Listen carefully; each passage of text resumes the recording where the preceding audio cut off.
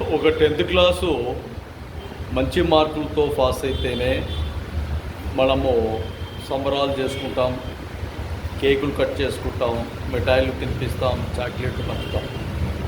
అలాగే ఒక 30 ఏళ్ళ సుదీర్ఘ ప్రయాణంలో ఒక ఎస్సీ వర్గీకరణ మాదిగలకు సంబంధించిన ఒక ఉద్యమం ఈ చరిత్రలో, భారతదేశ చరిత్రలో ఇన్నేళ్ళ కారణం, ఉద్యమ రూపకల్పన, రకరకాలుగా ఉద్యమించిన తీరుతెన్నులు, రకరకాలుగా స్ట్రగుల్స్, రకరకాలుగా విద్వేష కుట్రపూరిత వాతావరణాలు ఎన్నో విధాలుగా శతమతమవుతూ వర్గీకరణ విషయంలో తెలుగు రాష్ట్రాలలో ఒక విధానాన్ని అమలు చేసుకుంటూ ముందుకు వచ్చే తరుణంలో కొంతమంది సంబరాలు చేసుకుంటారు అని అంటారు.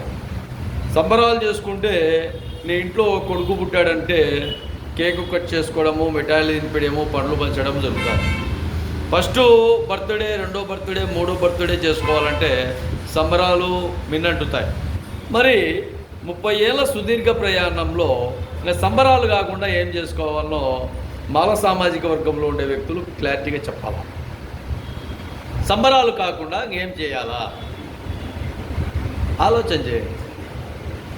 ఈ ప్రయాణంలో ఒక మాదిగ సామాజిక వర్గంలో కానీ, మాల సామాజిక వర్గంలో కానీ ఉద్యోగ అవకాశాలు రకరకాలుగా ఇబ్బందులు గురయ్యే సామరస్య విధి విధానంలో భాగంగా ఎప్పుడైనా కానీ ఈ ఉద్యోగ అవకాశాల కోసం ఎదురు చూసేటప్పుడు నీ తలుపు తట్టి నీకు ఉద్యోగం ఇస్తున్నాము అంటే ఎంత హ్యాపీగా, ఎంత సంతోషంగా, ఎంత ఎగిరి గంతులేసే విధంగా ప్రయాణం చేస్తాం, ట్రావెల్ చేస్తాం.